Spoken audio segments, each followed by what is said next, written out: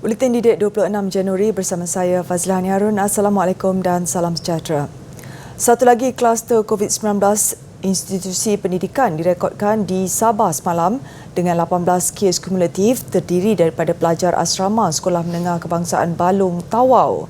Jurucakap COVID-19 Sabah, Datuk Masidi Manjun berkata, kes indeks adalah pelajar lelaki tingkatan 4 sekolah terbabit yang dikesan positif pada 21 Januari setelah bergejala sejak 19 Januari lalu. Datuk Masidi yang juga Menteri Kerajaan Tempatan dan Perumahan Sabah dalam satu kenyataan berkata, minggu lalu sahaja 5 kluster COVID-19 jenis institusi pendidikan direkodkan di Sabah iaitu kluster Pandan-Pandan di Putatan, kluster Jalan Pertukangan Sandakan serta kluster Puri Ranau dan kluster Bypass Kologon di Ranau. Manakala di Tambunan membabitkan kluster Jalan Kepayan Lama.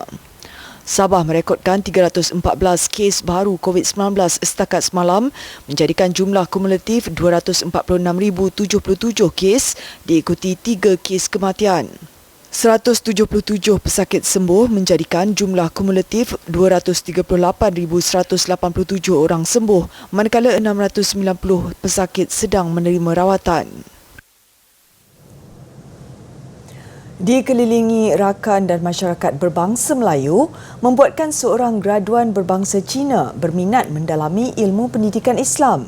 Lebih mengagumkan apabila beliau menerima ijazah Doktor Falsafah PhD dalam bidang pendidikan Islam pada hari pembukaan Majlis Convocation Universiti Sultan Zainal Abidin Yunizah di Dewan Al-Muktafi Billah Shah, kampus Gong Badak baru-baru ini. Dibesarkan dalam komuniti Melayu, Datuk Dr. Ang Johnson, 55 tahun, sentiasa berkomunikasi menggunakan bahasa kebangsaan dan dari situ beliau mula meminati adat Melayu termasuk mempelajari pendidikan Islam. Minatnya dalam mendalami pendidikan Islam terserlah sejak kecil apabila beliau mengambil mata pelajaran itu ketika peperiksaan Sijil Pelajaran Malaysia SPM. Fasih bertutur menggunakan bahasa Melayu, kini beliau mengajar bahasa Melayu di Sekolah Menengah Kebangsaan Badak Pacuk, Kelantan. Dalam pada itu, beliau meluahkan kebanggaan apabila berjaya memenuhi amanat mendiang ibunya yang memintanya menyambung pengajian sehingga ke peringkat PhD. Mendepani fasa endemik, Universiti Teknologi Mara UiTM merancang strategi yang lebih realistik dan bermakna. Selari dengan visi UiTM untuk menjadi universiti terkenal antarabangsa atau Globally Renowned University GRU 2025, UiTM perlu melonjakkan kompetensi global institusi dengan mempamerkan peningkatan kemahiran daya saing dan nilai yang tinggi. Kemajuan mahasiswa. Dalam program amanat Naib Chancellor hari ini, Profesor Dr. Rozia Muhammad Janur menegaskan melalui perancangan strategik UiTM 2025, universiti itu merangka 5 strategi yang perlu dilaksanakan bersama-sama di setiap peringkat. Antaranya memantapkan sistem komunikasi dan melonjakkan transformasi yang menggerakkan sinergi seluruh warga dan jentera. Dunia pendidikan masa kini semakin sengit dan berubah mengikut perkembangan semasa. Lebih-lebih lagi dengan senario ekonomi yang semakin mencabar dan kemajuan teknologi yang semakin pesat. UiTM perlu lebih agresif dan proaktif untuk terus memantapkan kolaborasi jaringan global. Ini sejajar dengan strategi sejahtera IPT iaitu memperkasakan agenda pendigitalan dan memantapkan jaringan kolaborasi strategik. Selain itu, UiTM perlu memacu perubahan minda yang percaya kepada kemampuan dan kejayaan diri dalam meningkatkan kualiti dan produktiviti. Di samping itu, graduan perlu lebih inovatif, berfikiran kognitif aras tinggi, berupaya berkomunikasi dengan jelas, celik teknologi serta mampu menghayati nilai-nilai murni dan berupaya memberi sumbangan kepada masyarakat, negara dan seterusnya dunia. Sebagai pelajar, anda harus lebih berupaya dan berani melibatkan diri dalam interaksi yang terbuka serta memahami dan menghargai pandangan yang berbeza. Contohnya menjadi lebih peka terhadap sesuatu isu sama ada tempatan atau global dan berupaya menyumbang kepada penyelesaiannya. Pada masa yang sama, anda perlu lebih proaktif, reaktif dan proaktif pada perubahan sekeliling kerana ini adalah sebahagian daripada pembelajaran berterusan yang memerlukan seseorang membuat perubahan yang progresif. Bagi mencapai matlamat GRU 2025, UiTM perlu mewujudkan satu jaringan ekosistem yang saling berhubung, merangkumi akademia, penyelidikan, tadbir urus dan perbelanjaan yang tangkas. Bagi memberi motivasi serta pendedahan kepada pelajar dan ibu bapa, Jabatan Pendidikan Negeri JPN Johor menganjurkan webinar keibubapaan dan hala tuju pendidikan. Program yang diadakan secara dalam talian itu merupakan kerjasama antara Yayasan Pelajaran MARA dan College University Politek MARA Kuala Lumpur. Menurut Ketua Pegawai Eksekutif Yayasan Pelajaran MARA Muhammad Amran Muhammad Arifin, program itu diadakan bersesuaian dengan penjadualan semula di peringkat universiti dalam pelbagai bidang. Parenting ataupun webinar keibubapaan ini kita telah pun laksanakan, ya. Dilaksanakan ikut zon, iaitu di Kedah, Johor, Sabah, Putrajaya dan Terengganu, yang mana ianya melibatkan penlibatan seramai 100 orang peserta terdiri daripada ibu bapa, guru-guru dan anak-anak pelajar kita. Tambahnya, setiap perkongsian yang dibincangkan melalui webinar itu diharap dapat memberi dorongan dan suntikan semangat dari segi rohani serta pembangunan sahsiah generasi akan datang. Dalam pada itu, program itu turut mendedahkan ibu bapa kepada pembelajaran secara norma baru pasca COVID-19. Ia bukan sahaja dapat membantu mereka membiasakan diri dengan kaedah tersebut, malah lebih memahami anak-anak mereka.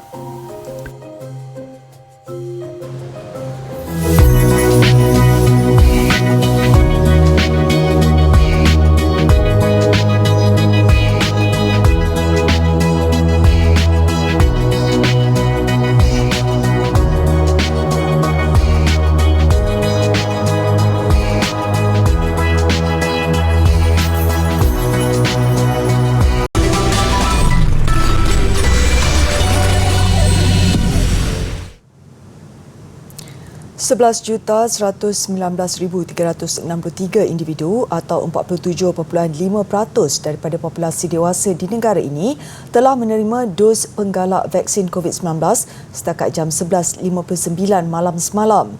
Manakala 97.9% populasi dewasa telah lengkap vaksin dan 91.1% daripada golongan itu menerima sekurang-kurangnya satu dos.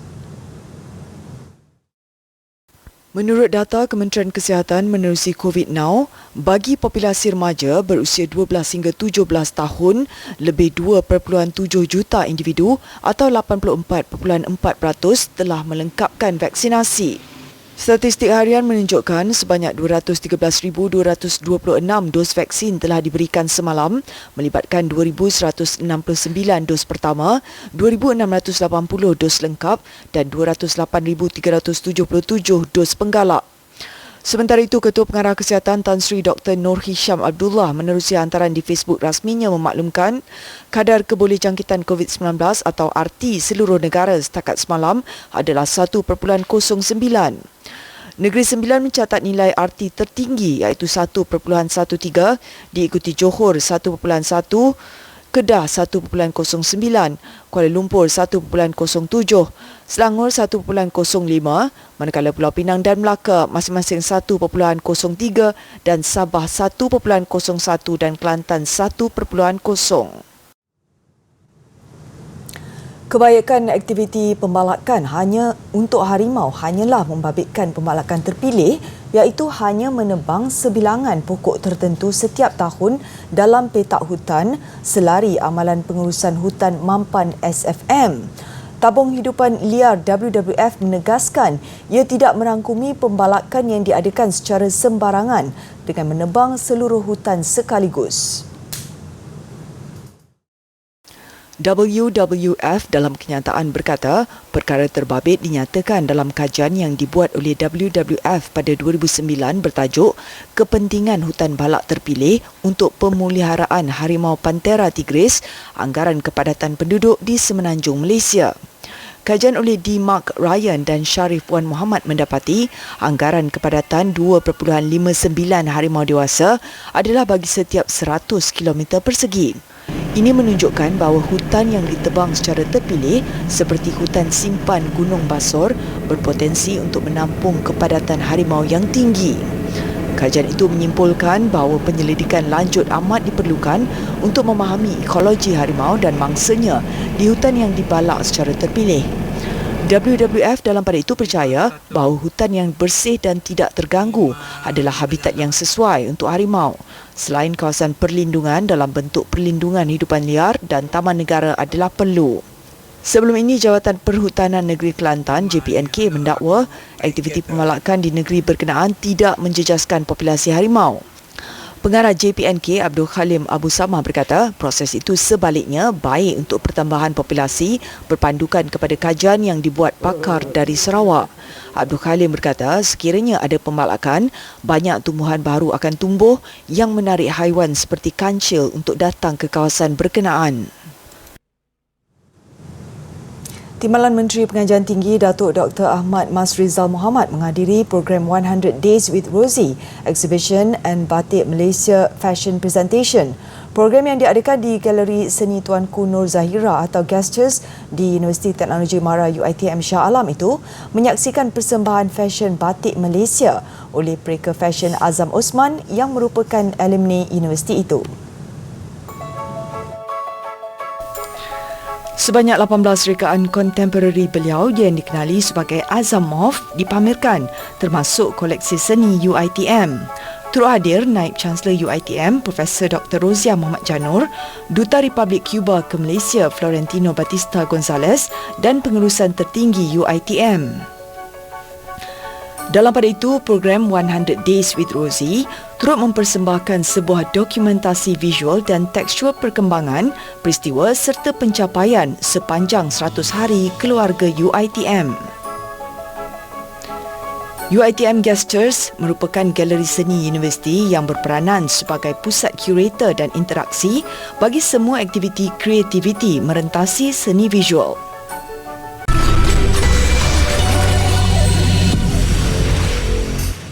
Bukan sesuatu yang mudah menceburi bidang yang jauh bertentangan dengan apa yang dipelajari. Namun berbekalkan kegigihan dan minat, segalanya bukan mustahil untuk digapai. Itu yang dilalui Amir Faiz Roslan, seorang jurugambar yang sememangnya bermula dengan kosong sehinggalah mampu memiliki syarikat perniagaan sendiri. Menariknya mengenai Amir Faiz Roslan, ibunya sendiri pada asalnya tidak memberi galakan dia menceburi kerjaya selaku jurugambar. Ditambah pula dengan kehidupan Faiz bukanlah daripada keluarga yang berada, sekaligus membatasi keinginan untuk membeli kamera sendiri. Namun itu bukanlah alasan buatnya untuk tidak meneruskan minat bergelar jurugambar dengan gigih menimba ilmu fotografi. Dulu orang cakap mungkin fotografer ni tak ada future lah, cameraman, sebab you kena ada kerja tetap, ada EPF, ada so-so kan. Nowadays benda tu dah memang berubah. Banyak pun orang ceburi bidang ni, cuma at least you kena buat dengan passion dan you kena minat satu benda tu, baru dia boleh pergi jauh lah. Kini pada usia 37 tahun, bapa kepada 3 orang anak ini sudah mampu memiliki syarikat sendiri pada tahun 2017 dengan nama agak unik, Manusia Putih Fotografi. Syarikatnya ditunjangi 6 pekerja merangkumi pereka bentuk, pengurusan dan jurugambar. Faiz turut turun padang untuk melakukan pelbagai tugasan yang diterima daripada majlis perkahwinan, sesi memperkenalkan produk, malah aktiviti yang membabitkan jabatan kerajaan dan syarikat-syarikat korporat. Ada ketikanya dia akan membuat suntingan sendiri foto yang dirakam di lokasi bergantung kepada kehendak pelanggan. Akan ada dari segi saingan in terms of market value. Tapi as long as customer tahu macam mana dia tindak nilai gambar tu, kreativiti seorang fotografer tu, insyaAllah So just buat yang terbaik. Harapan Faiz, aktiviti fotografi kembali rancak sebagaimana sebelum pandemik COVID-19 melanda kerana situasi yang melanda sekarang menjadi kekangan sekaligus menjejaskan pendapatannya. Gelagatnya membuat liputan secara langsung berhubung penemuan seekor ular sawa dalam longkang di Pasar Bukit Selambau Sungai Petani telah menjadi perhatian warga maya. Namun siapa sangka adik Muhammad Haziq Muhammad Ashraf adalah penderita thalassemia dan semangatnya yang kuat wajar dijadikan inspirasi. Senyuman tidak lekang di wajah Haziq, 12 tahun, sekalipun kami bertemu di perkarangan Hospital Sultan Abdul Halim pagi tadi. Hari ini Haziq ke hospital bagi bertemu pakar untuk urusan berkhatan dan kembali lagi esok untuk pemeriksaan kesihatan. Tidak mahu terus pulang ke rumah, dia mengajak kami ke kedai bahan bakery. Langsung tidak kekok memilih barangan, malah dia juga mengenal hampir semua bahan yang diperlukan dalam masakan. Menjadikan YouTuber masakan terkenal Cik Nom sebagai idola, Haziq turut berkongsi tips mudah mencuci sotong. Buang kat atas ni kotoran dia. Nak besar kepala dia, cabut ni. Lepas tu bagi dia ni. Tekan, kecil lah. Dia keluar benda ni. Bijak mencari wang saku, pelbagai kerja dilakukan Haziq. Antaranya menjual pelbagai jenis kuih dan mengambil tempahan roti serta kek dari doktor dan kaki tangan hospital yang merawatnya. Anak sulung kepada pasangan peniaga sayur ini turut membantu ibu bapanya di pasar dan menjual burger bersama pakciknya di sebelah malam. Kata Haziq, dia mahu berdikari dan membuktikan penyakit thalassemia yang dialaminya sejak berusia 5 tahun ini bukan penghalang. Umur 2 tahun. Masa tu jaga pengasuh saya, dia buat karipak and then dia jual kat pekan. Lepas tu dia hayun saya atas doi kan, dia hayun-hayun. Dia ingat kita tidur lah kan, kita tak tidur. Lepas tu dia masa dia duk hayun tu dia duk gelintir karipak. Dia ingat saya tidur lah kan. Lepas tu kami tak tidur. Duk tengok je gelintir karipak sampai habis. Lepas tu setiap pergi rumah tok mesti ambil tepung tok sengak-sengak, uli sorang-sorang. Uli. Lepas tu oti tanah satu tiap. Main macam tu lah. Sementara itu, ibunya Nur Syakila Zainul memaklumkan telah dihubungi pegawai Istana Anak Bukit semalam yang mahu memberikan hadiah kepada Haziq. Haziq turut diundang ke Langkawi bagi menerima surat penghargaan daripada Angkatan Pertahanan Awam APM.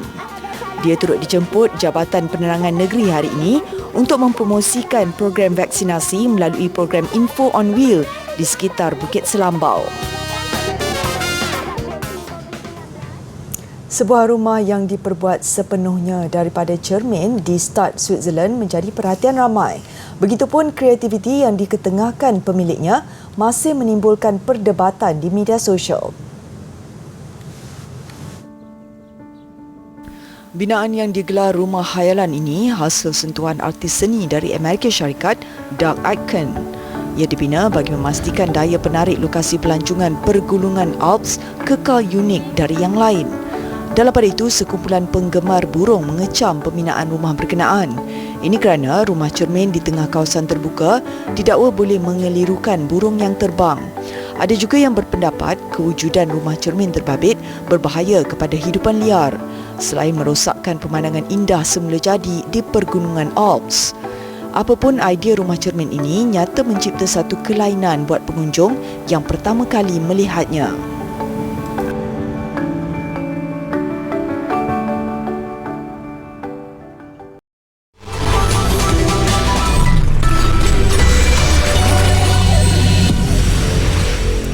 Sukan, selepas Lee Zijia berjaya melembutkan hati Persatuan Badminton Malaysia BAM yang menyaksikan dia bakal bergelar pemain profesional, giliran pemain wanita Goh Jin Wei mengemukakan rayuan agar penggantungan 2 tahun terhadapnya ditarik balik. Pastinya bekas juara remaja dunia itu turut berharap budi bicara BAM untuk kembali beraksi sebagai pemain profesional. Goh Jin Wei sebagaimana Zijia turut dikenakan hukuman larangan bertanding oleh BAM selama 2 tahun berkuat kuasa 31 Oktober 2021. Menghantar rayuannya semalam, bekas juara Perseorangan Wanita Remaja Dunia 2015 dan 2018 itu menaruh harapan tinggi ia dapat diselesaikan secepat mungkin. Jin Wei mengumumkan persaraan September tahun lalu dan meninggalkan kem kebangsaan akibat masalah kesihatan yang dialami. Namun kemunculannya menandatangani kontrak selaku pemain profesional Kelab Raket Kuala Lumpur KLRC awal bulan ini menyebabkannya dikenakan tindakan oleh BAM. Jin Wei bagaikan mangsa keadaan kerana isu dirinya berada di antara kemelut Zijia dan BAM. Apapun kesudahannya, ramai yang mengharapkan kebijaksanaan BAM membuat keputusan bijak demi masa depan pemain berbakat seperti Jin Wei tidak berkubur begitu sahaja. Ini pula persiapan juara Liga Super Johor Darul Takzim JDT menghadapi musim baru Liga Malaysia dan saingan Liga Juara-Juara Asia ACL. Aksi sulung latihan pramusim JDT di Dubai menentang klub Slovakia MSK Zelena menyaksikan kedua-dua pasukan sama handal apabila terikat 2-2. Berlangsung di Stadium Al-Hamriyah, JDT membuka jaringan seawal minit pertama menerusi pemenang kasut emas Liga Malaysia musim lalu Bergson Da Silva. Jaringan itu kekal sehingga tamat babak pertama. Selepas rehat, pengendali JDT Benjamin Mora menukar ke semua 11 pemain. Ia jelas menjejaskan momentum JDT membolehkan MSK Zelena menyamakan kedudukan menerusi Timothy Jambor pada minit ke-61. Selang 2 minit kemudian, JDT kembali di depan apabila tonggak import baru dari Malay, Musa Sribe menjaringkan gol sulungnya bersama skuad Harimau Selatan. Namun kelekaan JDT pada penghujung aksi membuka ruang buat Zelena menyamakan kedudukan menerusi Javoršek 2 minit sebelum whistle penamat. JDT dijadual menentang kelab Latvia Riga FC Sabtu ini sebelum berdepan dua kelab Rusia Rodina Moskow dan Spartak Moskow pada 2 dan 5 Februari ini. Visual time-lapse lokasi temasya Olimpik musim sejuk di Beijing, China mengakhiri buletin didik. Saya Fazlania Harun, salam hormat dan Assalamualaikum.